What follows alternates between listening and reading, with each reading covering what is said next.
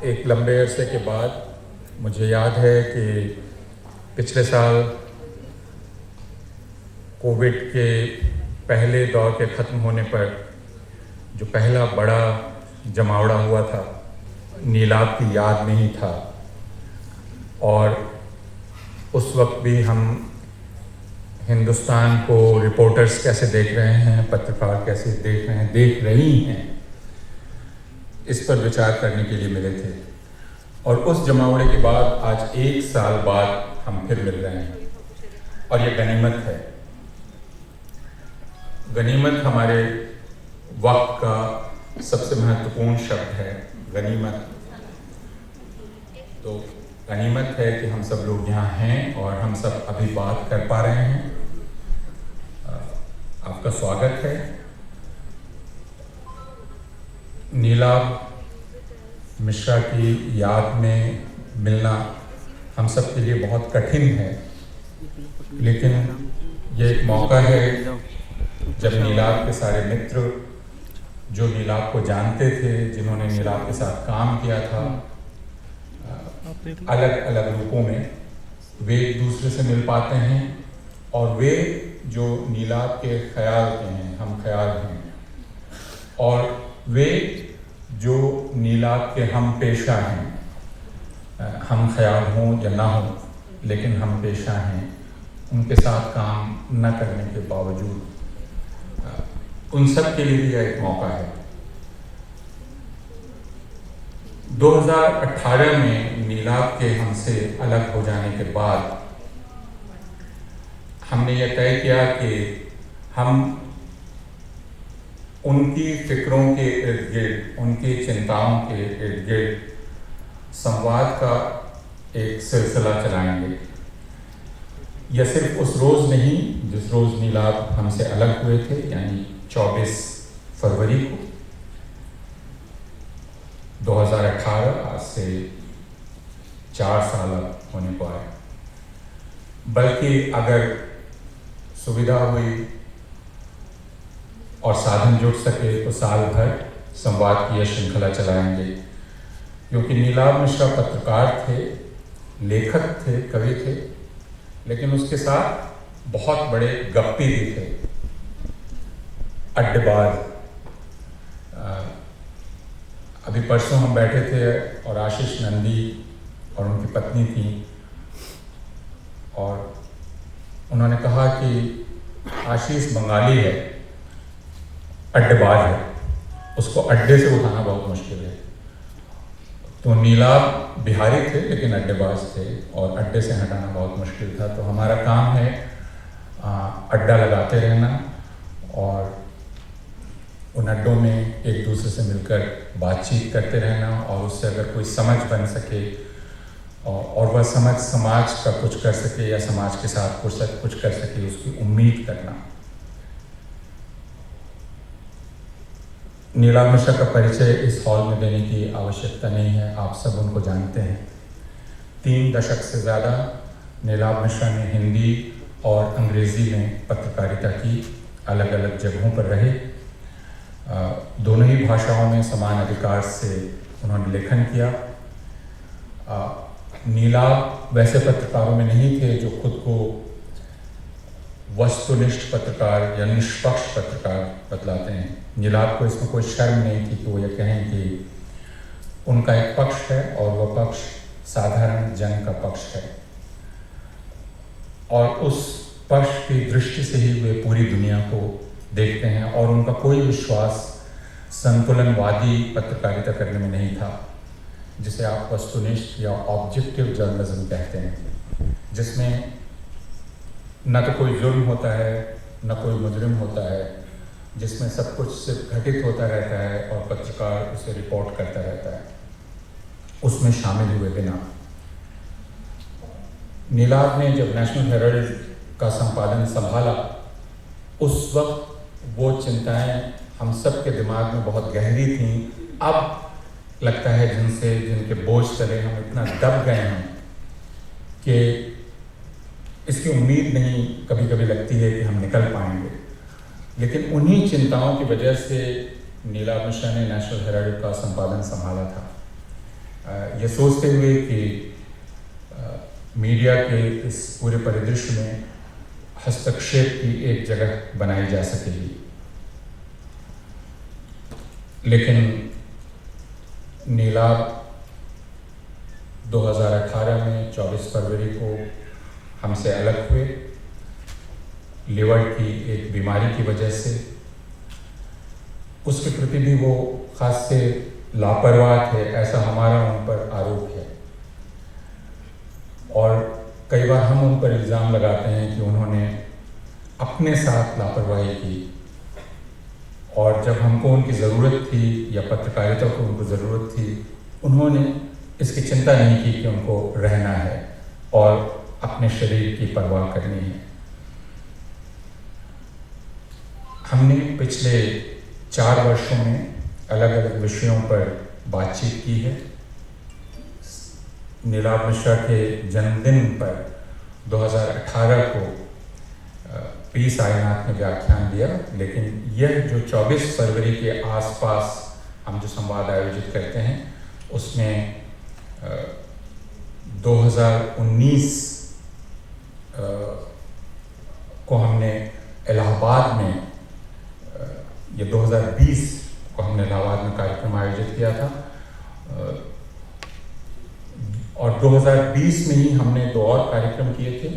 अमर्त्य सेन के साथ एक संवाद और प्रताप भानु मेहता के साथ संवाद। उसके बाद हम पिछले साल ही मिल पाए थे, बीच में कोविड का अंतराल था, और पिछले साल हमने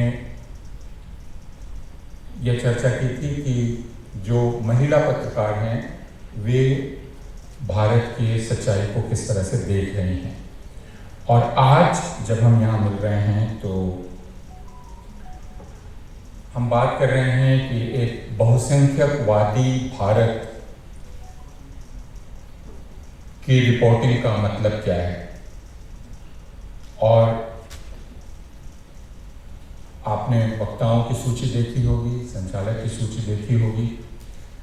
हमें इस बात की खुशी है कि आज की इस चर्चा का संचालन सीमा मुस्तफ़ा करेंगी। सीमा मुस्तफ़ा बहुत वरिष्ठ पत्रकार हैं और उन्होंने अलग अलग सीमा चिश्ती, सॉरी, अगर 2 दोस्तों के नाम में हेरा फेरी हो जाए तो कोई। सीमा चिश्ती वरिष्ठ पत्रकार हैं। उन्होंने कई समाचार संस्थानों में काम किया है, करण थापर के साथ काम करने से लेकर BBC और फिर इंडियन एक्सप्रेस, और अब वे इंडिया केबल नाम का एक प्लेटफॉर्म मिलकर चला रही हैं, जिसमें सिद्धार्थ वरदराजन, M.K. रेणु और सुशांत सिंह शामिल हैं। सीमा की एक नई किताब कुछ रोज़ बाद आने वाली है और उसका सस्पेंस मैं ख़त्म नहीं करना चाहता हूँ। जब वो किताब आए तो आप उसे देखेंगे। सीमा का हम स्वागत करते हैं और उनसे अनुरोध करते हैं कि वे कृपया मंच पर आएँ। इसके साथ मैं अनुरोध करता हूँ मोहम्मद अली से कि वे मंच पर आएँ। मैं फातिमा खान से गुजारिश करता हूँ कि वे मंच पर आएँ, और मैं अली शाह जाफरी से गुजारिश करता हूँ कि वे मंच पर आएँ। यह न्योता या निमंत्रण पत्र जब हमारे मित्रों के पास पहुँचा तो उनमें से कई ने नामों पर हैरानी जाहिर की। निमंत्रण पत्र देखकर लोगों ने कहा कि ये तो आपने बस एक तरह के लोगों को बुलाया है, यानी जो कुछ सभ्यता से बात करना चाहते थे और जो सीधे बात करना चाहते थे। उन्होंने कहा कि आपने एक ही कम्युनिटी के लोगों को बुलाया है, and don't you think that it looks slightly awkward and abnormal. और मुझे याद आया, इकबाल यहाँ बैठे हुए हैं। इकबाल ने पटने में बातचीत का एक सिलसिला शुरू किया था गुफ्तगू नाम से, और उसमें उसी हॉल में उन्होंने मुझे बोलने के लिए बुलाया, जिस हॉल में हम हर साल चंद्रशेखर मेमोरियल लेक्चर करते हैं पटना में। और जब मैं उस हॉल में पहुंचा तो वहाँ बैठे लोगों को देखकर मुझे लगा कि ये तो कुछ एबनॉर्मल है। और अचानक मैंने खुद से सवाल किया कि हर साल जब मैं चंद्रशेखर लेक्चर ऑर्गेनाइज करता हूँ तो मैं ऑडियंस को देखकर कभी नहीं पूछता हूँ कि कुछ एबनॉर्मल है, लेकिन आज इस ऑडियंस को देखकर मैं कह रहा हूँ कुछ एबनॉर्मल है। इसके आगे मैं कुछ नहीं कहना चाहता हूँ। मैं सीमा से गुजारिश करता हूँ कि वे बातचीत का सिलसिला शुरू करें। First of all, of course, for Neelabh, it's an honor and a privilege to be here in his memory. उनका courage, उनकी हिम्मत, उनकी geniality, उनका स्वभाव, उनका nature, सब कुछ with Kavita's permission, there is a analogy I'd like to draw. Shashi Kapoor ने जेनिफर केंडल के बारे में कहा था उनके इंतकाल के बाद, and it really struck me. I was very young then, and he only said one thing. He said she was a 1934 model. They don't make that anymore. तो नीलाभ के साथ भी कुछ यही कहना बिल्कुल सही होगा. He was a 1960 model and very special. And you don't find people who have all these immense qualities of courage and being good. And you certainly don't find that in journalism. I mean, he could have just chosen to not be the way he was. So it's really a pleasure. I'd like to sort of extend my thanks to the family for thinking of all of us and calling us here. I think Neelabh would have been very pleased to see what we are trying to do today. Apurva hinted at some of that, and some of you, when you inquired about the names, probably implicitly said all that. But I think we're trying to examine what it means to report in majoritarian times, and also by people whose names, well, what's in the name, sort of suggest that they are the fault line, they are the deep, bitter fault line that is being drawn in blood in India now. They represent that fault line and they find themselves on the front line. So my very eminent panel here sort of is there investigating these stories, trying to write the first draft of Indian history as it takes a very tortuous course. And they're trying to bear witness to that and be the record book. It is so important. As we know from Rwanda, we know from Germany, we know from history long gone that the business of record keeping is critical and very important. And especially when most of our mainstream media, whether it's television or whether it is print, has abdicated the job and pretending that it's business as usual. So I think we will be starting, we want to confront the elephant in the room, the camel in the tent, take the bull by the horns, whatever animal related metaphors you can think of. We want to actually just do that front on and discuss it. And I think my colleagues are with me on that we want to start by doing that. But then after that move beyond the name, because it's a complex thing.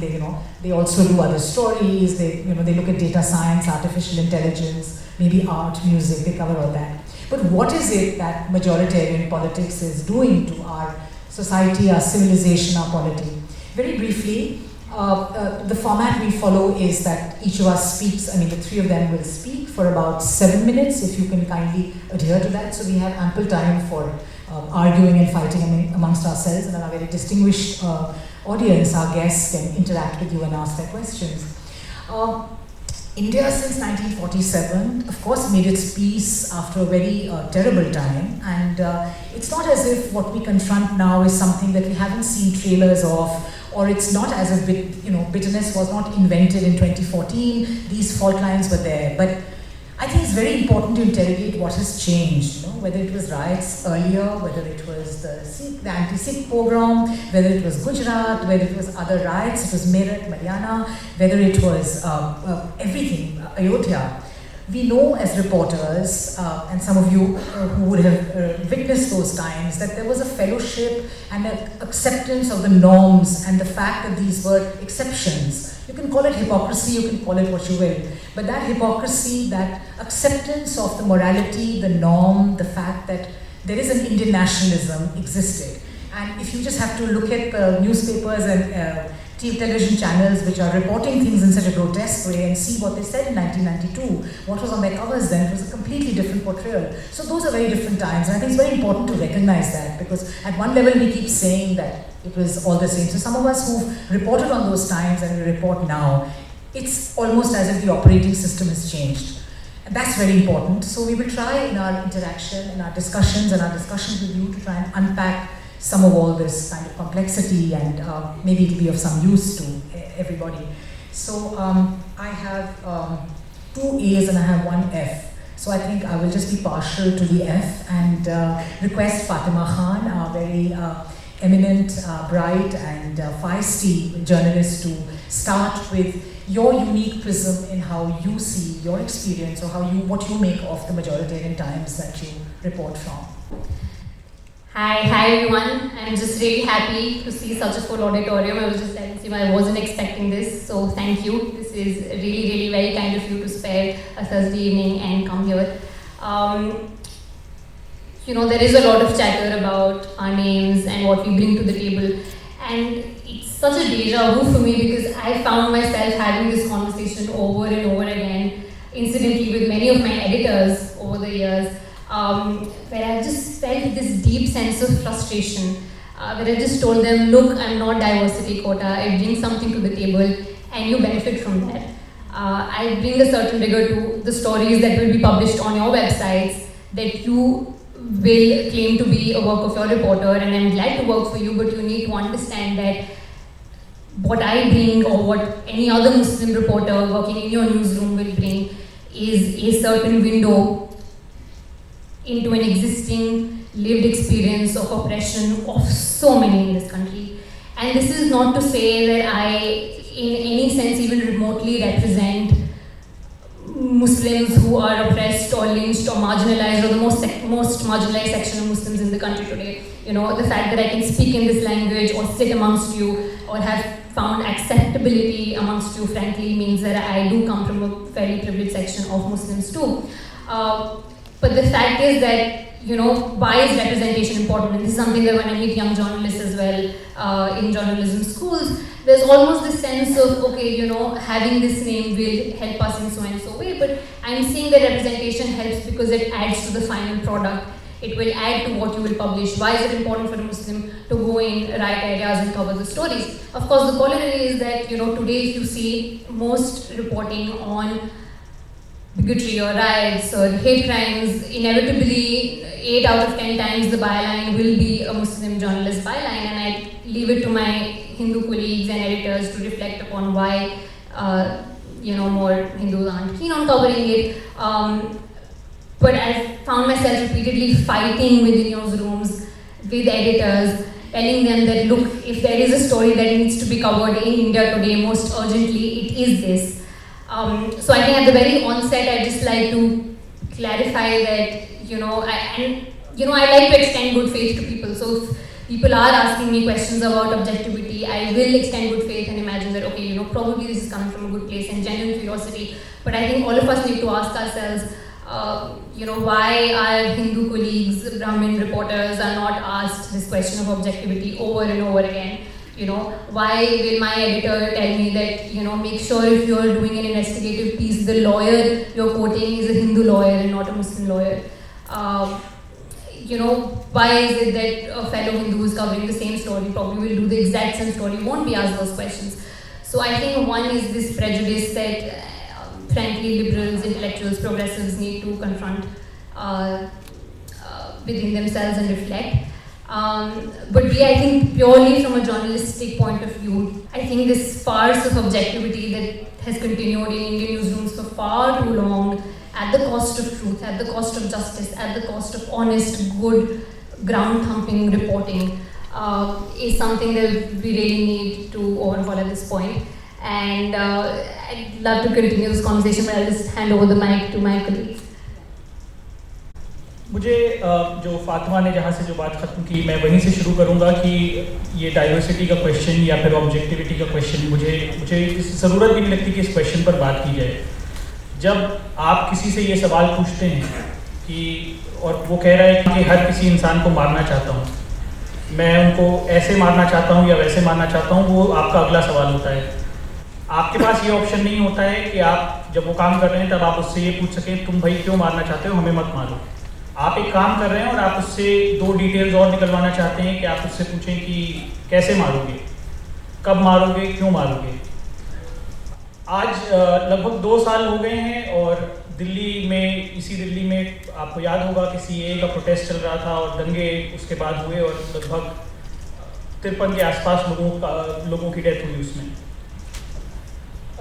जिस धर्म संसद की अभी बात सीमा ने की, आप वैसे ही एक धर्म संसद दिल्ली में दंगों से पहले हुई थी और इस धर्म संसद से पहले भी ये सवाल हमारे सामने था कि देखिए यूपी में चुनाव आने वाले हैं, और ये बात हम अपने एडिटर्स से और बाकी लोग भी कर रहे थे कि क्या इस चीज़ को दिखाना चाहिए, क्या इससे इलेक्शन पोलराइज हो जाएंगे।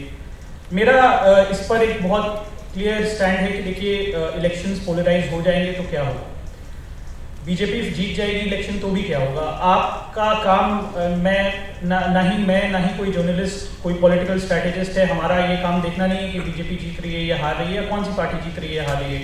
We are not in that business. कोई चीज़ हो रही है, हमारा काम यही है कि हम समाज को बताएं कि ये हो रहा है।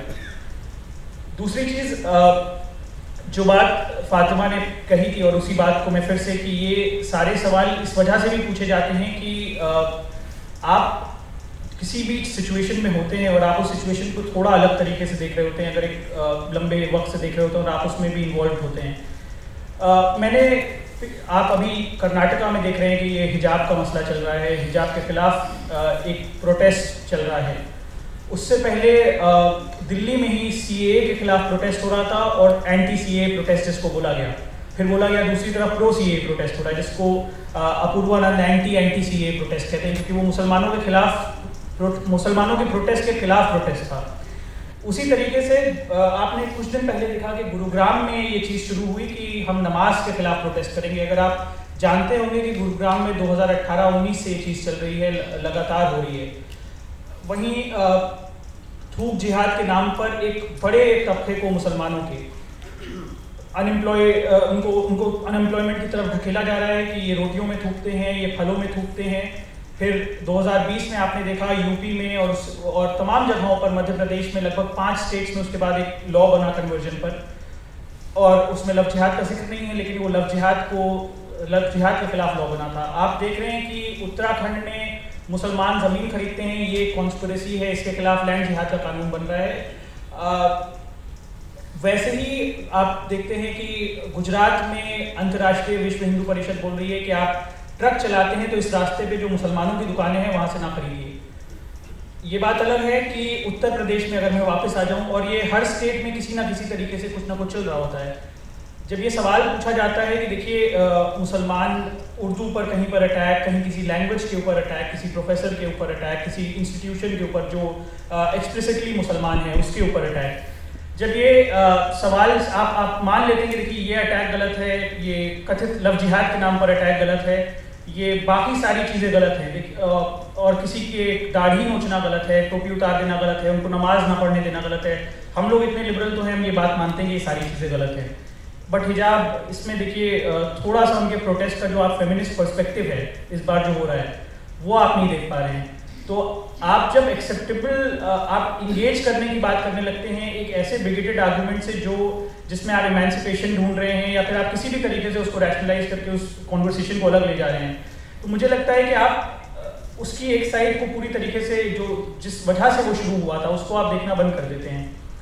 उसके साथ साथ मुझे ये भी लगता है कि पिछले 3-4 साल से 5 साल से मुसलमानों पर हम लोग का काफ़ी कवरेज हुआ। एक टाइम पर स्टैग्नेशन आया, वो रुक भी गया, फिर वो दोबारा शुरू हुआ। ये सवाल अगर पूछा जाता है कि स्टेज पर लोग जो है वो उनके नाम मुसलमान क्यों हैं, तो आपको ये सवाल भी पूछना चाहिए कि धर्म संसद होती है तो उसका वीडियो हमेशा मोहम्मद जुबैर ही क्यों डालता है। तो इस सवाल का जवाब उसी में है, क्योंकि ये सिर्फ आपकी रिपोर्टिंग से जुड़ा मसला नहीं है, ये आपके ऊपर पर्सनली वो क्या अफेक्ट, वो आपको किस तरीके से वो झंझोड़ता है, किस तरीके से वो चीज़ तकलीफ देती है, ये भी इसका एक हिस्सा है। शुक्रिया, मुझे लगता है मैं यहीं पर अपनी बात रोकूंगा। Very interesting Twitter handle. It goes @Hindu Reporter. So anybody who doesn't know his background would wonder why on earth he's going about saying Hindu Reporter. But Ali has had a very good career and a very good stint with the Hindu in Western UP when he kind of was there, and I remember speaking to him and we met in Meerut. The transition as the 2014 kind of regime came upon us, so he kind of watched that sunset, sunrise, whatever you wish to call it. So he's watched that journey, and then he went on to do some very good work with, he embedded himself and spoke of Gaurakshaks and what that was doing, the use of digital media in long formats. He also came out and expressed himself very evocatively and in a very difficult to read piece. that he wrote for Baffler. So I want Ali to share with us and take us a little bit into your head and take us through what it meant to do what you did. I embedded myself with a bunch of Bajrang Dal activists in Muzaffarnagar, Shamli, and I lived with them, I ate with them, I kind of cracked jokes with them. Now, like everybody asks, how आपने Muhammad Ali के नाम के साथ, how did you end up embedding yourself? So, what I did, it's a very interesting story because I sort of knew, and my character, this guy who is a sonar by caste, Vivek Premi, he's a Bajrang Dal Western Uttar Pradesh का प्रकोष्ठ जो है उसका head है, very charismatic guy. Joined his granddad was an Arya Samaji, and his grandma was in RSS Women's Wing. So he was almost groomed, and his family was kind of came in touch with particularly this brand of vehemently Islamophobic version of right wing. I think after Mandal, it was part of Hindu RSS outreach to OBCs, and the way I see him is that it's a brilliant example of how RSS incorporated all the OBCs. Like on the one hand, we don't talk about caste, we don't think it matters at all in our circles, but caste is one of the major defining kind of things in Indian society. So, and I saw it firsthand how all the OBCs, from Kashyap's to Sanis to Sonars, they've been incorporated. And this character, जिसके साथ मैंने 6-7 महीने गुजारे, like I did 11,000 words piece. तो जब मुझे उससे बात करनी थी, तो मैं कैसे उसको फोन करूं कि तो I have a dear colleague at Frontline, Divya Trivedi. And Divya ने बहुत पहले उसकी स्टोरी की थी, मैंने कहा यार Divya, you are Trivedi, you're Brahmin. Why didn't you call him? She got really offended. ठीक है? So I was like, after all you're here, just call him. And so she called him कि मोहम्मद अली आएंगे और बहुत अच्छे आदमी हैं, उनसे आप बात कर लीजिए. तो प्रेमी ने उसको बोला मुसलमान है. Anyway, I went and it was really tough for me to win his trust. I kind of, and he kept asking कि मैं आपसे क्यों बात करूं? आप तो मुसलमान हैं, अंग्रेजी मीडिया से हैं, इंग्लिश मीडिया वाले हमको बहुत गलत तरीके से दिखाते हैं. So it took me like about almost a month to kind of, I kept hanging around and I told him, and which I think surprised him, what I told him. I said, look, Vivek, ironically his title is Premi. I told him, look Vivek, if you won't believe me if I tell you that I think what you're doing is very important work. Because it's not Modi, it's because of foot soldiers like you, thousands and thousands of foot soldiers like you, who are working in the interiors of India without any hope for kind of praise, without any hope for getting a position, at least in the short term. You're doing this, and it's you who have changed, it's your work who has changed the destiny of India. And he, for a moment, he was like, कि मैं क्या बोल रहा हूँ, मैं उसकी तारीफ कर रहा हूँ, क्या कर रहा हूँ? Because I told him, it's because of work of people like you that India's destiny has been changed. You defeated Nehru. ऐसे मैंने बोला. Nehru wanted India to be a Nehru-made India, and he totally changed it. So, and then I also told him, look, I think it's very important for me to understand. I also gave him the example of how the East Coast elite in New York, in America, where I am based, did not report on the crisis of white man, the crisis of how white men felt when under Obama, and how when Trump won, all the liberal reporters ran back to Texas, in the American South to understand क्यों जीता Trump. तो मैंने कहा कि ये अमेरिकियों ने मुझे भेजा है to understand कि हिंदू जो माइंड है वो इतना besieged क्यों है. आप इतना गुस्सा क्यों फील करते हैं? So that was the beginning of our interaction with him, and he kind of he said, okay, ठीक है. But again, I mean, he kept on like all the time Islamophobic statements, abuses, asking me very problematic questions, and all I could do was to listen to him, and just things like teasing me, taking me on the rounds of thrashing Hindu-Muslim couple. And the way I saw this, like over the course of 6 months, I was like, oh my God, this didn't happen in a day. And that's one of my major points which I want to, because I mean, believe it or not, it's an echo chamber conversation we are having. You believe in the same thing which I believe in. So I don't see any point, but if some of the things that you may not kind of agree with, I want to tell you that India didn't change in a day. RSS has been working on the ground, and that organization has no match. The manner in which these people are working on the ground every day, every week. And Premi took me on the ride, because I just, उसकी motorcycle पर मैं पीछे बैठा हुआ रहता था, and he would take me around. So वो हर गांव में, जिस गांव से गुजर रहा है उस गांव में बताएगा कि यहाँ पे हमारे 15 लोग प्रचारक हैं, यहाँ पे हमारे 12 हैं, सबके नाम गिनाना. और every Tuesday Bajrang Dal would do kind of a Hanuman Chalisa kind of thing, and every Tuesday it's happening. So this is just Bajrang Dal. Bajrang Dal is a youth wing of VHP. We have at least 12 or 18 organizations like this.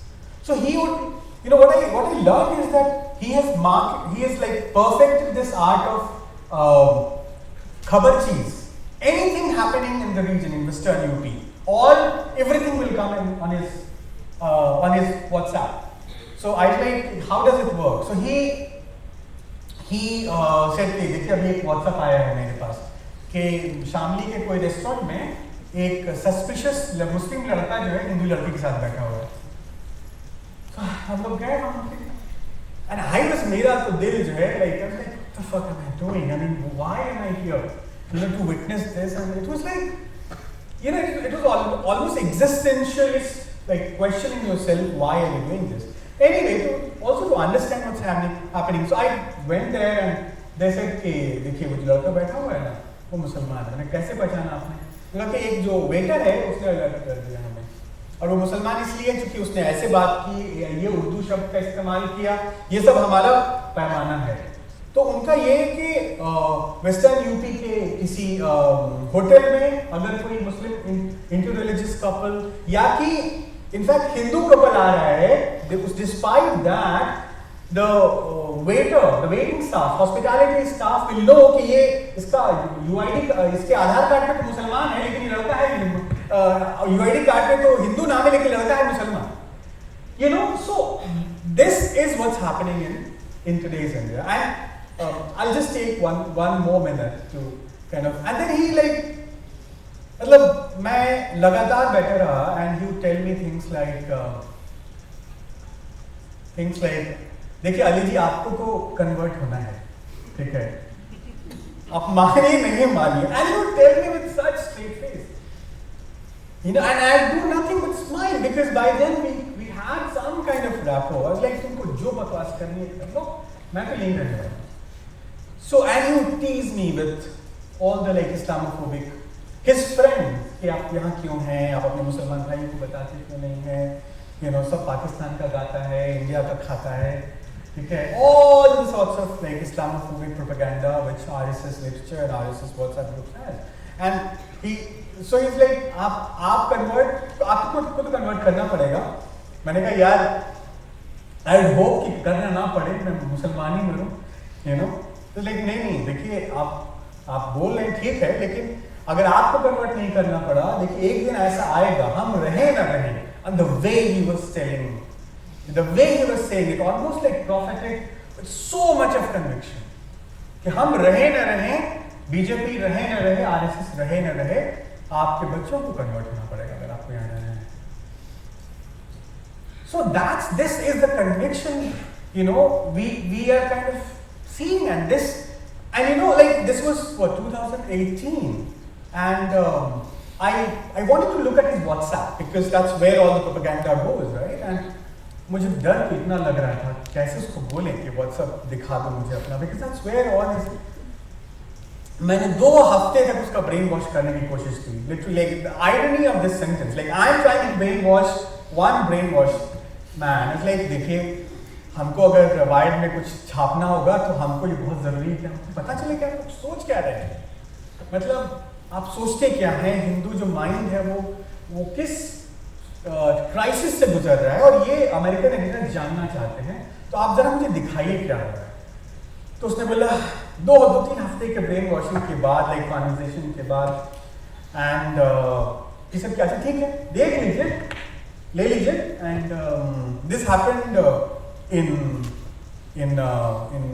Shamli.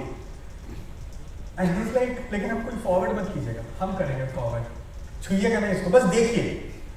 तो हम बोले ठीक है. And then I saw like everything, like posters, all kinds of jihad. Jihads कितने तरह के होते हैं, land jihad, love jihad, you know, सब्जी jihad, गोश्त jihad, जितना बकवास है सब उसमें, ठीक है. और and the point that I'm coming to, I saw this in 2018, and जब 2019 में I was back in New York, and then Sudhir Chaudhary ji is doing a show. It's on the same poster. You know, the poster was like jihad कितने तरीके के होते हैं. Land जिहाद होता है, लव जिहाद होता है, मार्केट जिहाद होता है. तो I was like, look, this is what, this is the shift. It's no longer right wing. I mean, I remember Manisha Pandey news launch was interviewing me after the piece, and she kept on saying right wing fringe, right wing fringe. मैंने कहा भैया ये fringe नहीं रहा, अब दुनिया बदल गई है. ये this is part of the main stream. जो बातें बजरंग दल के लिटरेचर में थी आज से 40 आरएसएस के लिटरेचर में थी आज से 50 साल पहले, और वही बातें जो आप व्हाट्सएप में हैं वो हिंदू मिडिल क्लास के फैमिली के ग्रुप में, और वही ड्राइंग रूम में पहुंच रहा है जो जी न्यूज़ जिसको देखता है. So and I mean, if you look at the way Bajrang Dal has evolve itself in western UP at least, जितने आर्य समाज के मंदिर हैं वो सब बजरंग दल के मंदिर हैं. वहां पे आप जाइएगा तो शिव की मूर्ति पड़ी होगी, आर्य समाज which opposed मूर्ति पूजा. एंड जितने भी धर्मशालाएं हैं जिनमें लोग ठहरते थे, मुसाफिर ठहरते, वो सारी धर्मशालाएं बजरंग दल के ऑफिसेज हैं. So I am seeing that our society has made a deliberate choice of moving to the right, and it's not going anywhere. I just want to throw a couple of questions to all of you. My first question would be what we discussed yesterday, Ali. What you said, people say that your aunts, your grandparents, or your family says, as you are in the middle of all these dangerous situations, कि बेटा कुछ और क्यों नहीं कर लेते. So has that been thrown at you? Has that temptation been there that you don't want to do this? So a fact checker friend said that when they have people who are assessing all the hate videos, they need to actually change their shifts very frequently, because it's not as if the person who's examining the fact check, even if they're not of a certain persuasion, it's just that so much hate that they're consuming it's actually toxic in the real sense. So they have to really change their shifts very quickly, otherwise they start feeling quite unwell. So have you been told कि बेटा कुछ और कर लो फातिमा, मतलब क्यों इसमें पड़ी हुई है? In fact, I think I've realized over time, for me it's the opposite, because I'll tell you, I come from a family of doctors. My sister's a doctor, my brother's in the corporate field, and my parents are doctors, but they're all Muslims, right? So they're all going through what I'm going through. They're seeing these videos, they're witnessing all of it, except that their colleagues, their patients, the people who sit right next to them are bigots, right? And they don't even have the channel to rant, because the person who's sitting right next to them, who they're sharing an Excel sheet with and doing their work and putting out their, whatever their deliverables are bigots. And I see it in my sister, doctors, engineers, most of them are just horrible people. So she shares what happens on their WhatsApp groups, people she's shared hostel rooms with, and she's crying, she's anxious, and she's like, these are people I've grown up with, because for 8-10 years she's been studying MBBS, MD with them. And in that sense, I actually find myself pretty lucky, because it has so happened that I have been able to find an echo chamber that I have surrounded myself with very, very consciously, because I know the job that I do. I was just telling them that 2 evenings ago I was with an RSS guy who went on and on about, you know, how Muslims will be eradicated from the surface of India, from the surface of the earth, and you know, I just had to nod along because I wanted him to be his most bigoted self on camera, so that I can get a good report. You know, and so when I come back home, I want to be able to surround myself with people who obviously don't think like him. But my point is that, you know, for them, for my family, seeing what I do, and I mean, they've come to a point, obviously, it's an evolution, right? Like, I think I've realized that we should give our families more credit than we do, like me, my generation. Because I've seen my mom, like, I remember when the Sully deals and bully biting happened, she wasn't in the country, she was in Saudi Arabia. And I remember when it happened, okay, and the first list, there weren't many journalists there were more activists, poets, etc. So first I was thinking, should I tweet it out? And obviously I had to tweet it out because I also owe it to the other people on the list who don't have the kind of following or platform that I do. But my only thought was like, oh God, Amma dekhengi. You know, because I brought my mom on Twitter because I'm an idiot. So I was like, Amma, you have to be on Twitter. Yeah. So I brought her on Twitter and I'm like, oh no, she follows like every single thing I tweet and she likes. So I'm like, oh no, she'll see it and she'll be so upset. So I was like, screw it, I'll do it anyway. I did it and I soft blocked her. Sorry, mom. But she somehow found it anyway. Then, it's too late. We've established it now. We've had that conversation. So anyway, then she sent me a very sweet, like 4-line WhatsApp message that Assalamualaikum, saw what happened, beta, take care, you know, and just very, very sweet, kind, supportive message. At no point, you know, me feeling like, okay, I don't have to just take care of my anxieties, but my mom's anxieties too. Obviously she was anxious, obviously she was scared, but I think she's evolved with me and with us, and I feel that way about, you know, the whole generation of my parents and, you know, my uncles, aunts, who obviously at one point were people who would talk about Ganga Jamuna Tehzeeb, or who would talk about, you know, oh, it's not so bad, you know, you're being radical, you become too activisty, etc. But I've seen them, I mean, they've been forced, but they've been compelled by the conditions. They read the newspaper, they see what's going on. So they've come to a point where they're like, no, this is something that needs to be done and we're glad that you're doing it. Obviously they're scared, they're petrified. Every time my mom, like every time I go on field, and I'm mostly on field, right? Like, so my work requires me to be on the field all the time, so I'm face to face with them. And she's just like, you know, just keep me updated, just drop me a hi every half an hour so I know you're alive. She's like, that's all I need, nothing else. So, you know, I think that's something that I've witnessed. It's actually really heartwarming, and of course it's supportive, and I'm not saying that this would be the experience. I'm sure this is not the experience of many other people. In fact, I remember, because we're talking about the Sully deals and bully by list, I remember when the bully by thing happened, it was the second time, right? So by that time, I had honestly, like, I kind of grown immune to it, and I knew that, okay, now we'll go to the police, then this will happen, whatever. But I got a couple of phone calls from, you know, younger journalists who are just starting out, who are straight out of college, Muslim women whose names were on the list, and they were scared, and, you know, they were scared because they were like, you know, we don't want our parents to see this. Because we are worried how they'll react, whether they'll be, you know, so concerned for us that they'll not want us to do what we're doing anymore, which is also perfectly reasonable and understandable, of course. So there are these anxieties and conversations that are being had inside Muslim households that are really fascinating, interesting. मतलब आप कुछ और नहीं करेंगे, clearly आप यही करेंगे. So Alishan and Ali, do you get that sort of anxiety कि बेटा मतलब कुछ और कर लो, कुछ 3 साल से 4 साल से विवेक प्रेमी अगर सड़कों पर दौड़ा कर मुसलमान लड़कों को बेल्ट से मार रहे थे, तो 2020 में योगी आदित्यनाथ ने एक स्पीच दी जिसके बाद लव जिहाद के ऊपर कानून बना दिया गया। 2018 में ही आपको याद होना चाहिए कि उत्तराखंड में वही साधु संत जो कि अभी आपको हरिद्वार में जेनोसाइड की कॉल दे रहे थे, और ये तो एक आम बात है, इसमें ये कोई नई चीज़ नहीं हुई थी हरिद्वार में, लेकिन वही लोग 2017 से लगातार प्रोटेस्ट कर रहे थे हरिद्वार में, जिसमें बहुत सारे फ्रिंज एलिमेंट शामिल हुए थे। उसमें से एक फ्रिंज एलिमेंट उत्तराखंड के चीफ मिनिस्टर भी थे। तो उन्होंने ओथ ली कि मुसलमानों को, कट्टरपंथियों को ज़मीनें नहीं बेचना है। वो उस वक्त के चीफ मिनिस्टर थे उत्तराखंड में।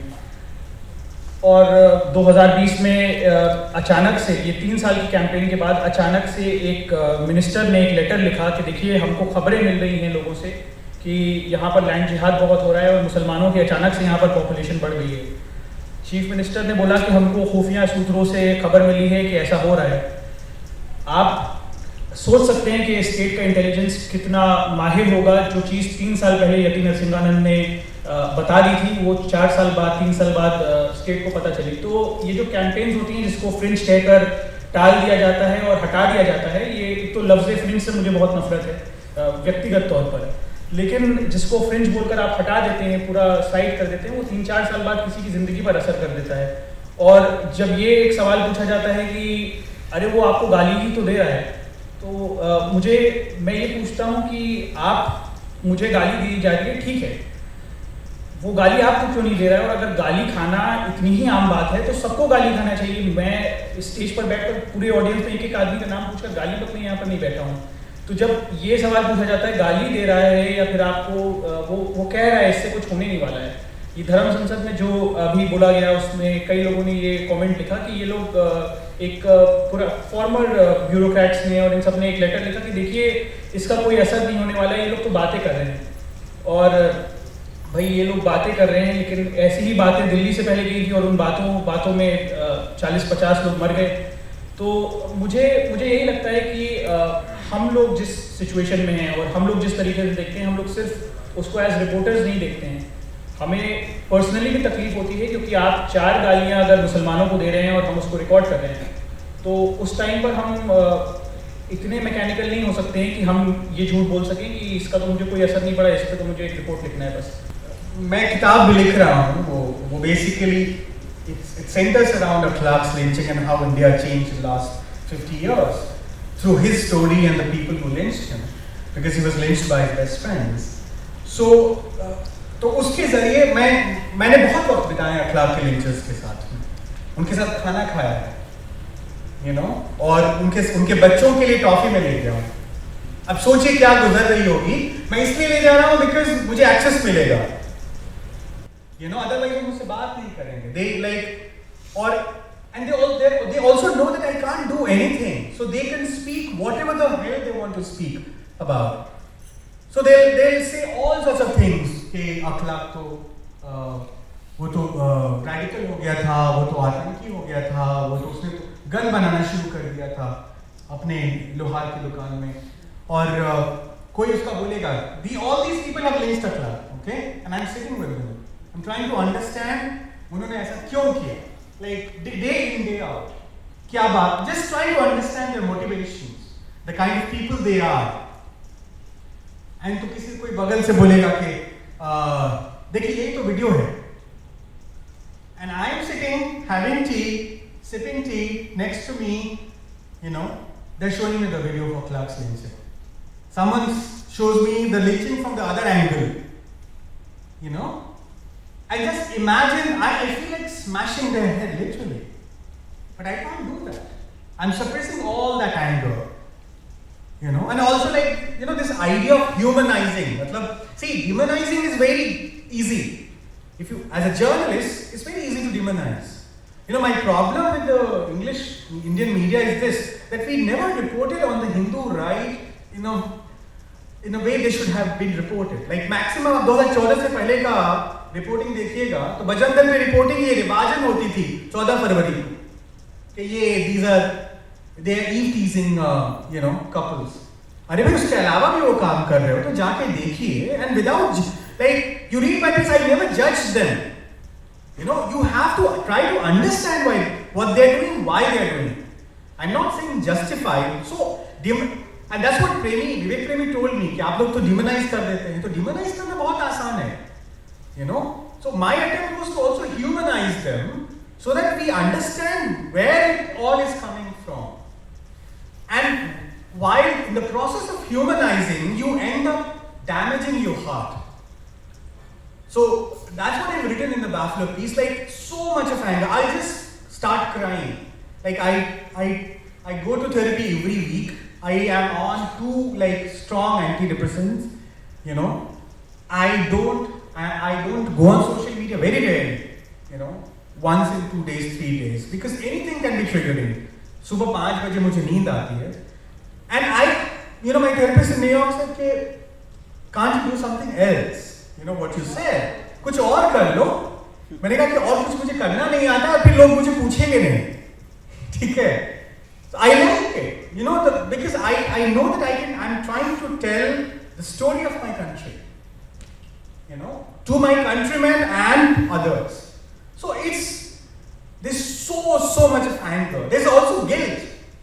Guilt ये है कि सिर्फ मैं किताब लिखने के लिए, पीस लिखने के लिए इन लोगों से बात कर रहा हूँ जिनका मेरा मन कर रहा है कि उनको सर फोड़ दूँ. So this guilt, this shame also, that am I a collaborator? Why the hell am I humanizing these monsters?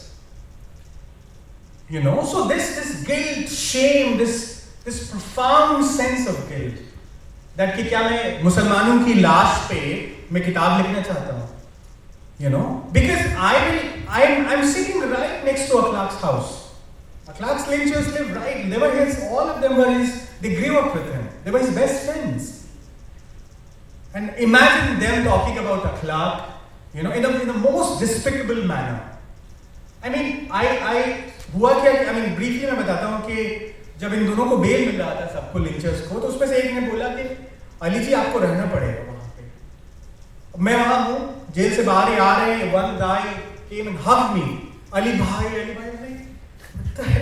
मैं करूँ क्या? Just imagine, I'm trying to smile, but I want to cry. What did I do to myself? This like extreme amount of self-loathing that I have for doing this. So it's very difficult actually to, I live with it now. And I know it's very difficult to kind of, that's why I was telling Alishan, because he has seen lots of Dharma sunsets and all. I don't report on these things anymore directly. Thank you. Darya kind of situation, डूब के जाना है to get to the other side, and we must get to the other side. So I'm sorry I'm more boring than you all because I've probably lived longer. I've seen the good years, and we've reported in older times. So when people say, why is only Mohammed Zubair putting out that? For me, it's so important that there is Prateek Sinha who makes it possible. So I know I sound very stupid saying this now, but it's important to not lose sight of that. So it's not. So I'm going to now ask a difficult question very quickly. We're not out of time. Just my last question, and then we throw it open. And it's an unpopular question, but I think we must all confront it. So majoritarianism does funny things and some terrible things to society, to the economy, to how people think, to the art, to the music of the dark times. It does horrible things. It also does things to Muslims. There is something it does to them which is beyond victim mode. I have met some very annoying, heard some very annoying Muslims in the past couple of days, and I was infuriated with them about their ability. So a lot of people got angry when I got angry and said that no, that's their way of rap, but I was very angry. So tell me, when majoritarianism does things to Muslims as well, which is not a very agreeable thing, how is that to be reported? So are you able to objectively report that? I don't mean neutrally, I mean objectively see it. Are you in a position to kind of report that? Do you feel comfortable reporting it? Do you think it's necessary to report that? See, it's important to at least try our level best as journalists to see people, as complex human beings, right? Why is that important now? I mean, I know a lot of times many of us will be accused of humanizing, platforming, वगैरह, but I'll give you an example. For instance, at the New Year's Eve, right after Christmas, there was this spate of anti-Christian attacks in Haryana. Okay, churches vandalized, children's events disrupted, etc. And I went to Haryana and I met in Ambala, I met this guy who sort of led the charge against Christian churches and everything. And he sat down with me, he spoke to me extensively. Of course he was a blabbermouth and of course he said the worst kind of things. Then he fed me really nice motichur ke laddu, and he's like, when I was leaving, he's like, no, you're like a daughter to me, and I can't let a daughter go empty-handed.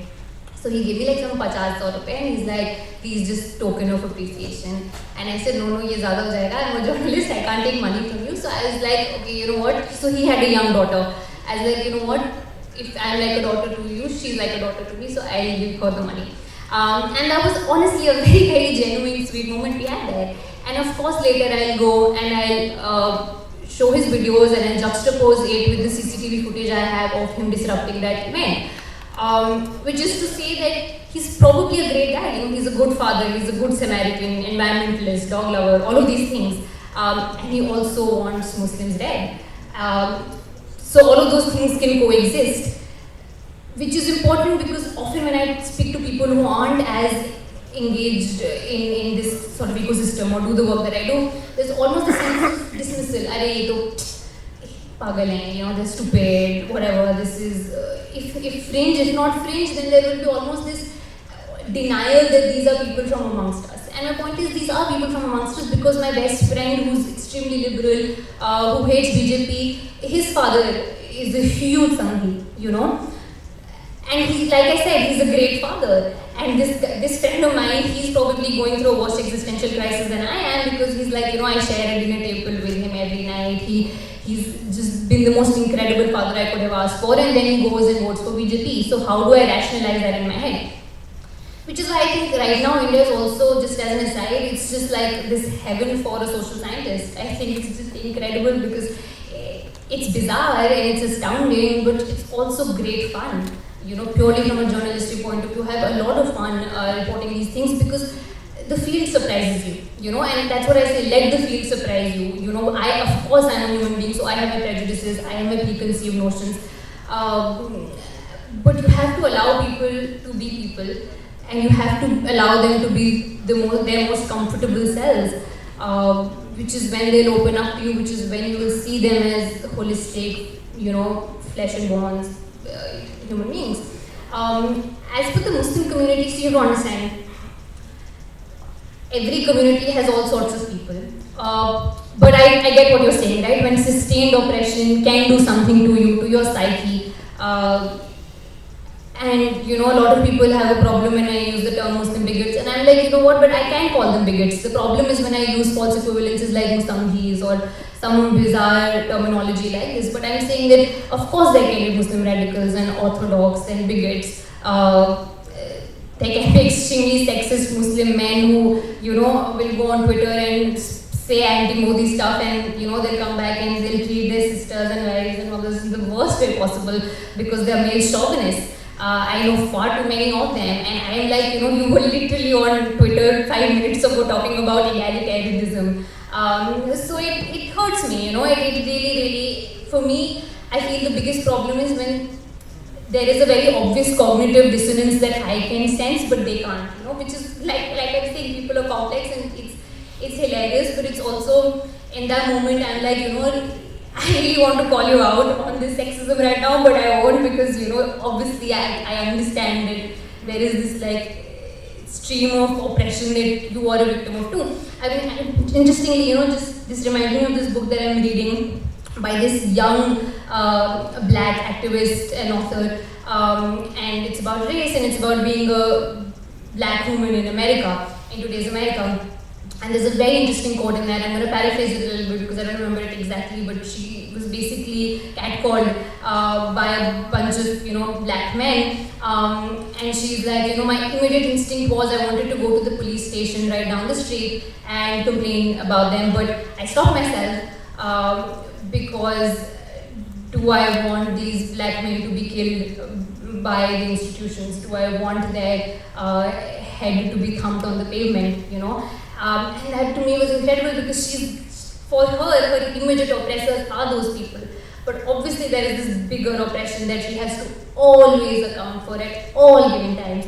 Which is why when we give like casual hot takes, why do Muslims on Twitter get so offended when people say just casually, you know, a lot of liberals, progressives, quote unquote, they just casually make false equivalences because you think we don't get these fault lines, you think we don't understand them, you think we don't live them. Of course we do. But you have to be cognizant of the bigger context in which we are existing. I was watching this interview between this, you know, these celebrities, activists in America, and this man, you know, he asked her, this woman on the panel, and I'm forgetting their names, but he basically asked her, you know, why is a woman best suited to talk about male chauvinism, you know, why is a male not more best suited to do that? And it was the black man, and she turned around and said, for the same reason that you are best suited to talk about white supremacy. Because you know more about whiteness than any white person will. And I'm sorry to say, in today's context, you know, a Muslim knows most about like just the hypocrisy of Hindu liberals, just the bigotry of the ordinary Hindu who's not a fringe, more than, you know, Hindus themselves. So I think, you know, this conversation about like course correction, introspection, self-reflection, every community needs to learn, grow, obviously that has to coexist with like the bigger reality that we're living in, which is of grave oppression. It is literally, there was genocide calls me, like, guys, what are we waiting for? Like, that literally happened, you know. At this point also we have to have a conversation about, oh, is India on the verge of majoritarianism? I'm like, that's bizarre. You know, any conversation I'm going to have with you, I will, the base assumption has to be that, okay, we both understand that this is the reality of our times.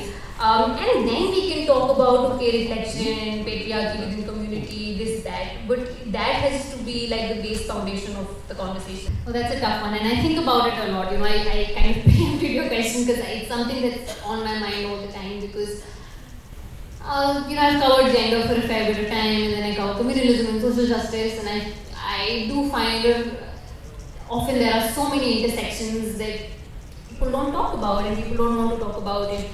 For me, obviously, it complicates the situation, it complicates the question in itself. You know, there are a lot of people, I remember, it's interesting because a lot of you would know Zia Salam. He's this veteran journalist, and he's written a couple of books also, and I remember this was a couple of years back, I think right at the peak of the anti-CA movement, in fact, when his book on Muslim women in masjid came out. And he's a religious practicing Muslim, right? So he argued from that vantage point in that book, excellent book, where he talked about why the Quran in itself and the religious text in itself talk about why women should be in the masjid, why it isn't an aberration or why it shouldn't be looked down upon, but it is something that is theologically supported. And I interviewed him, and I remember so many of the comments, so many of my peers, people I know were like, you know, Fatima, was this the best time to talk about these things? And I'm like, when will be the best time to talk about women issues, you know?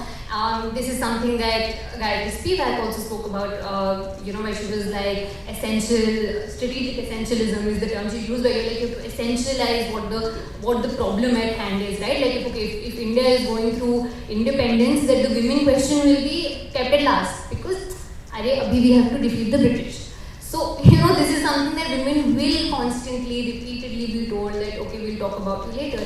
And I realized, you know, I really think, because it's such a complicated question, I also feel often the Muslim men need to step up, you know, because I will not go to, you know, I will not go. I know most people, unfortunately in today's India, who are talking about Muslim women are either obviously BJP, who's like, okay, triple talaq day, you know, we know what their intention is, we know why they're doing it. Of course they don't care about, they're not feminists, they don't care about women's rights. The other people who are talking about it are people with the most problematic takes on hijab, extremely condescending, infantilizing. Muslim women don't have a brain, there is no brain inside that hijab, that's just the hijab, you know, that's pretty much what they're effectively saying. They're extremely condescending, patriarchal, patronizing takes. And so I feel there is a vacuum, there is automatically a vacuum for people to talk about it. And, you know, Muslim women need to have that conversation actively within the community and outside of it, but it needs to be done sensitively. I will say that repeatedly. I will say that I will not go and, you know, if I'm invited to talk about Muslim women's rights, I will be very careful about who is inviting me, who is platforming that conversation, why is it being furthered, what is the ultimate aim. Because I don't want my voice or my conversation or my take to in any way or form further the oppression of the Muslim community. And that is a conscious choice I've taken, which is why I feel, you know, I keep saying this, I keep saying that the liberal Muslim men need to step up.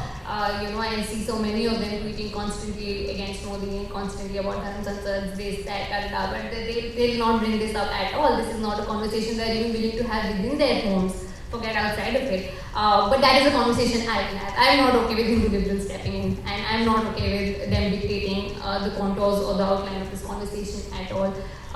So yeah, I know. I mean, it's tough, man. I feel you. It's a tough one, and it's something that we have to keep at it at all times. Yeah. Brahmins, they're the rulers of India. उससे आप compare कर रहे हैं किसको? मुसलमानों को.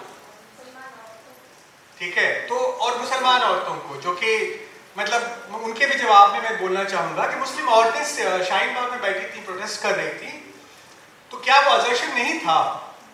You know, तो I also feel that there's a churning happening in Muslim community right now, and I see lots of hope among Muslims when I see women like Fatima, women like Ismat, you know, so many young Muslim reporters. Yeah.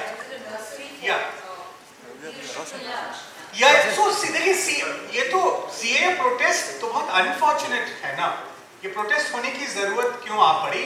और protest से of course leadership निकलेगी, लेकिन अगर आप सारे leaders को jail में बंद कर दीजिएगा तो क्या होगा?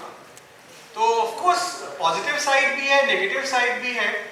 अब तो यहाँ मुसलमानों को जिंदा रहने के लिए सर्वाइव करना पड़ रहा है, तो वो किस तरह से सर्वाइव करेंगे? आई स्टिल फील कि जो आपका कंपैरिजन है थोड़ा सा प्रॉब्लमेटिक है, because Brahmins rule this country, ठीक है, और मुसलमान जो है यहाँ का बहुत दबा और कुचला माइनॉरिटी है. मुसलमान जो specially the lower caste Muslims, मुझ जैसे अपर कास्ट मुस्लिम्स को अगर आप छोड़ दें तो ये हालत है. I mean 80% मुस्लिम्स आर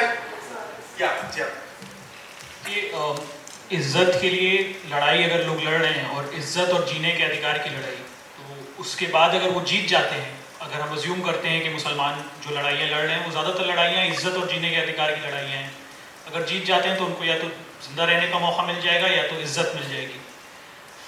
समाज पे कंट्रोल की लड़ाई के बाद आपको समाज पे सिर्फ कंट्रोल मिल सकता है. तो दोनों क्वेश्चन ही अलग हैं कि रिजर्वेशन होना चाहिए या रिजर्वेशन से की वजह से लोगों की एंट्री सोसाइटी में अलग अलग स्पेसेस में होनी चाहिए या नहीं होनी चाहिए, वो एक अलग क्वेश्चन है. और ये कि मुसलमान को ये मतलब हम अज्यूम कर लेते हैं कि एक कपड़ा पहनकर यहाँ पर जाने देना चाहिए, या फिर NRC में मुसलमानों को फला जगहों पर नहीं जाने देना चाहिए, या फिर डिटेंशन कैंप्स में मुसलमानों को नहीं जाने देना चाहिए. तो ये इतनी बड़ी इनइक्वालिटी है कि एक आदमी बोल रहा है कि हमें पहाड़ के ऊपर चोटी पर जाना है, और दूसरा आदमी बोल रहा है हमें पहाड़ से नीचे मत फेंको. तो यहाँ पर तो कोई कंपैरिजन ही नहीं है इन लड़ाइयों. मतलब आपकी बात ठीक है ये कि इस चर्निंग से अलग अलग तरीके के लोग मिलेंगे हर स्पेस में, जर्नलिज्म में भी, पॉलिटिकल लीडरशिप में भी, पब्लिक इंटेलेक्चुअल्स भी, लेकिन दोनों लड़ाइयों के जो गोल्स हैं, ऑब्जेक्टिव हैं, अगर वो अचीव भी होते हैं तो अलग अलग तरीके के उसके रिस्पॉन्सेज होंगे, रिजल्ट्स होंगे मेरे हिसाब से. So I think we were blighted in the way that protests ended because of COVID. So you know, 2 years have been quite unnatural, and as it comes at the back of Mr. Modi's 2019 majority, that kind of so many things were happening after that, which really pushed a lot of votes back. But I think it's huge, and these people have pointed out that it is perhaps for the first time in independent India's history that you saw Muslim women coming out for a constitutional question to assert their rights as citizens, and they didn't know which way it would end and which way it would go, but they sat out there and they asserted themselves in the most peaceful of ways. It ended horrendously in whatever happened in Delhi in that miserable way. So I think that churn would have been very important, and I think the whole Muslim community, as you said, I've always maintained this, and I know Professor Deshpande would agree that India is a great place for a sociologist, but only if you were born 50 years on, because as we are tumbling down the tsunami, it's like a difficult phase. So I think we're very much going through the paces there, but no doubt it's like people later will remark on how utterly significant and noteworthy that is. I think, yeah. We just quickly do the other questions. Farah, we should.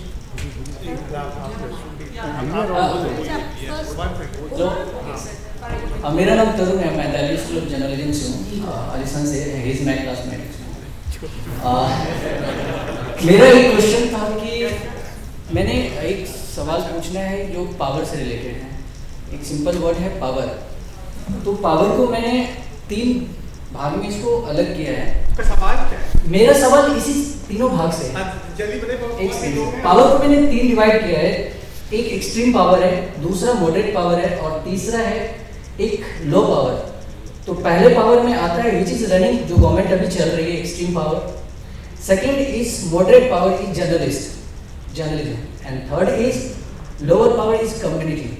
तो community एक अपनी identity के लिए लड़ रही है, जो अभी ये पूरा कन्वर्सेशन जिस पे हो रहा था, और एक कम्युनिटी जर्नलिज्म को छोड़ के एक एक्सट्रीम पावर के बारे में बात कर रहा है। तो यहाँ पे मेरा एक सवाल है कि क्या दोनों आइडेंटिटी के लिए लड़ रहे हैं? एक एक्सट्रीम पावर वो भी अपनी आइडेंटिटी के लिए लड़ रहा है और एक कम्युनिटी जो है वो भी आइडेंटिटी के लिए लड़ रहा है। और दूसरा लास्ट सवाल है, जर्नलिज्म क्या अपनी पावर खो रहा है या बचा रहा है? Thank you. आलिशान से मेरा सवाल है। मुझे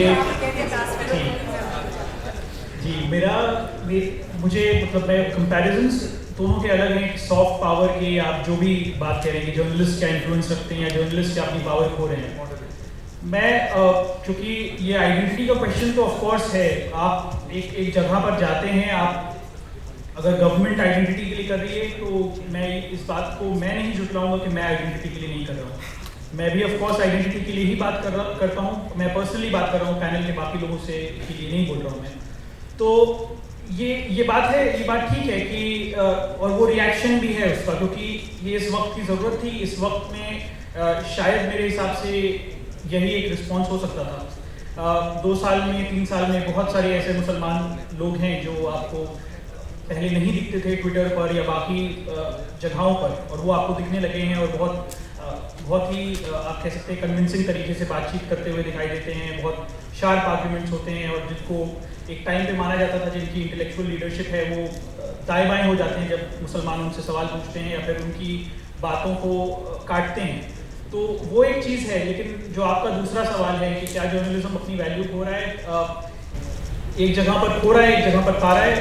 आप इस चीज़ को मतलब अगर मैं अपने पर्सनल एक्सपीरियंस से कहूँ, क्योंकि मैं हर साल पिछले 2 साल से ये बात देख रहा हूँ कि एक आदमी हर बार मुझे मारने की और मेरे जैसे नाम वाले लोगों को मारने की बात कहता है, और मैं उसके ऊपर 30-40 चीज़ें लिख डालता हूँ, लगभग एक पूरी किताब लिख डालता हूँ। और मेरा सिर्फ ये मोटिवेशन नहीं होता है कि मैं उसके बारे में लिख रहा हूँ, तो मैं ये सोच रहा हूँ कि ये करना मेरा काम है। मैं ये स्टेट से सवाल भी पूछ रहा हूँ कि ये जेल क्यों नहीं जा रहा है, और स्टेट को एक ना एक दिन जवाब, कुछ ही दिनों के लिए सही 30-40 दिन के लिए जेल भेजना पड़ा, लेकिन उसका जवाब देना पड़ा, क्योंकि आप ज़्यादा टाइम तक चुप नहीं रह सकते। तो मुझे इन दोनों चीज़ों में ये है कि हाँ, पावर का हमारे पास पावर ऑफ कोर्स कम है और हमेशा कम रहेगी। हम इस क्वेश्चन में जा भी नहीं रहे हैं कि पावर किसके पास ज़्यादा है या किसके पास कम है, या जर्नलिस्ट अपनी पावर खो रहे हैं। इस सिस्टम में जो जर्नलिस्ट सरकार के साथ या फिर उसके पूरे एजेंडा के साथ चलाएंगे उनके पास ऑफ कोर्स पावर ज़्यादा है। लेकिन आपके पास कुछ सवाल हैं, क्योंकि अगर आप एक तरीके से सोसाइटी के एक बड़े सेक्शन तक वो सवाल पहुँचा पाते हैं और उनको समझा पाते हैं कि ये सवाल क्यों ज़रूरी है, तो एक टाइम के बाद स्टेट को उसका जवाब देना पड़ेगा और सोसाइटी को भी देना पड़ेगा। बात को आप इत्मीनान के साथ सुनकर जाइए कि हम जो ये बात कह रहे हैं वो बात आपके गांव की उस औरत तक नहीं पहुंचने वाली है जो कि बुर्का पहनकर नहीं जाती है अपने खेत में। तो ये बात उस तक नहीं पहुंचेगी। हम इसकी जिम्मेदारी मैं पर्सनली लेता हूं कि ये बात उस तक नहीं पहुंचेगी। और ये बात है भी नहीं कि कौन औरतें पहनती हैं या फिर कौन औरतें नहीं पहनती हैं, ये ब्रॉडर डिस्कशन क्यों नहीं हो रहा है या फिर ये बाइनरीज में क्यों आ जाता है। जो पहले बात कही गई थी कि ये बाइनरीज हम बना नहीं रहे, इन बाइनरीज में हमको डाला जा रहा है, और आपको अगर किसी सिचुएशन में डाल दिया जाता है तो उस सिचुएशन से आप किस तरीके से उसको कॉन्टेक्चुअलाइज करते हैं, आपके पास लिमिटेड ऑप्शन होते हैं, आप उसी तरीके से उसको टैकल करेंगे। ये हमारे पास ऑप्शन नहीं है, और ना ही हम ये कह रहे हैं कि इतना ऑप्शन या फिर इतना अगर स्कोप होता मेरे पास कि कोई मुझे सड़क पर बेल्ट से मार रहा है लव जिहाद के केस में, और ये मैं बोलूँ कि मैं इस चीज़ के बारे में बात नहीं करूँगा, इससे तो हिंदू मुस्लिम डिबेट हो जाएगी। आप देखिए इस फलां इलाके के एमएलए को वोट मिल जाएंगे। ये बाइनरीज की जहाँ तक बात है, वो बाइनरीज हम बना नहीं रहे और कोई नहीं बनाना चाहता है बाइनरीज। बहुत सारे मुसलमान हैं, इस पैनल में भी मेरा अभी 3-4 बातों में शायद सीमा से और बाकी लोगों से डिसएग्रीमेंट हो गया हो, तो वो बात नहीं पहुँचेगी। आप जिस इको चेम्बर की बात करें, हम किसी ऊंची जगह पर बैठकर तो हमसे नीचे लोगों तक कोई बात नहीं पहुंचाना चाहते हैं, हम सिर्फ वो बात कहना चाहते हैं जो हम महसूस करते हैं। तो आप इस बात के लिए इत्मीनान रखिए कि वो आपके गांव की उस औरत तक वो बात नहीं पहुंचेगी। इस इत्मीनान के साथ आप यहाँ से जाइएगा। आई जस्ट वांट टू से, एक राइटर हैं रियान मलान, तो 2 मिनट लूंगा। वो उनके दादा जो है, his grandfathers were the architects of apartheid in South Africa. He was a journalist.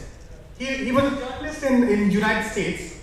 He went back to South Africa and he wrote a book. And all of you should read it, especially the Brahmins who are sitting here. And उन्होंने किताब का नाम लिखा था My Traitor's Heart. Okay? उसके introduction का मैं 4 line पढ़ता हूँ. That's my response to every upper caste sitting in this room. Okay? What would you have me say? That I think apartheid is stupid and vicious? I do. That I'm sorry? I am. That I am not like the rest of them? If you had met me a few years ago in a bar in London or New York, I would have told you that I am not among those who carry the swords of apartheid. I would have told you that only I, of all my blind clan and tribe, had eyes that could truly see, and that what I saw appalled me. I would have passed myself off as a political exile, an enlightened sort who took black women into his bed and fled his country rather than carry a gun for the abominable doctrine of white supremacy. You would probably have believed me. I almost believed myself, you see. But in truth, I was always one of them. I am a white man born in Africa, and all else flows from there. Thank you. Okay, so the big takeaway from me, thank you very much, as I say good night for being a wonderful audience, is that conversations is I think what needs to really be preserved. It's become a luxury. We've seen shutdowns of all kinds of very benign conversations. That's true. So I think as long as we keep talking, that's for all our cynicism and all, that's a huge starting point if nothing else. So thank you very much, and we remember Neelabh. We miss him, and you've had things to say and some very forceful things to say today. So thank you so much for my marvelous panel for agreeing, disagreeing, and for taking on some questions. Thank you everyone. Thank you.